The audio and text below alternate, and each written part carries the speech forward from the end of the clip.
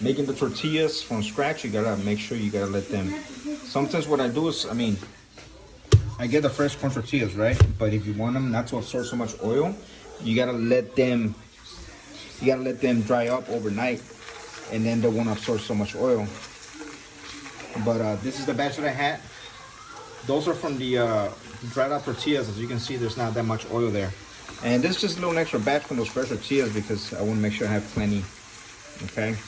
And then in this pot, well, I have my chile serranos. I have cilantro, onions, fresh onion, fresh garlic, some pasilla peppers because I like that taste to it, and then tomatoes. I put about 3 whole tomatoes, 3 Roma tomatoes, and then you just put a little salt and pepper just to taste it. You want to blend that up, and this is going to come out delicious. Sunny soda bakes on top of the chilaquiles. And then right here I got some flour tortillas, so it's going to hook up with some bean burritos right now for these little kids since they don't like chilaquiles. But yeah, I'm just letting these tortillas right here, since they were fresh tortillas, freshly made and straight into the hot oil. I'm just going to let them toast up a little bit more because you don't want to taste no soggy tortillas. The chilaquiles gotta be a little bit soggy but crispy on around the edges. I'm gonna go ahead and blend this sucker up. That lid doesn't really stay there. Get my refried beans. Get a nice scoop right here. And then the egg that I made, go and throw it in there.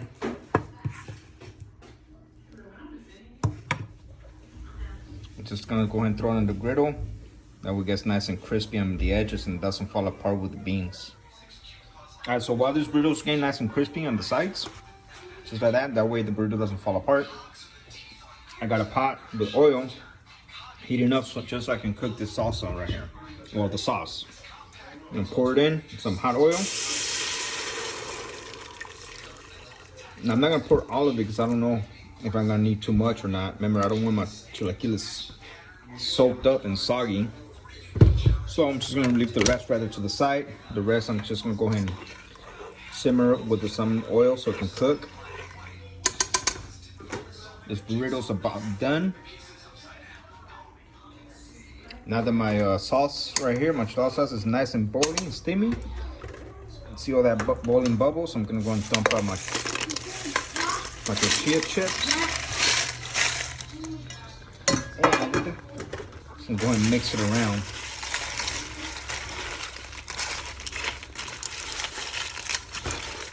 Careful not to break them. One little bite-sized pieces. Then I'm going to go ahead and throw the rest of the salsa.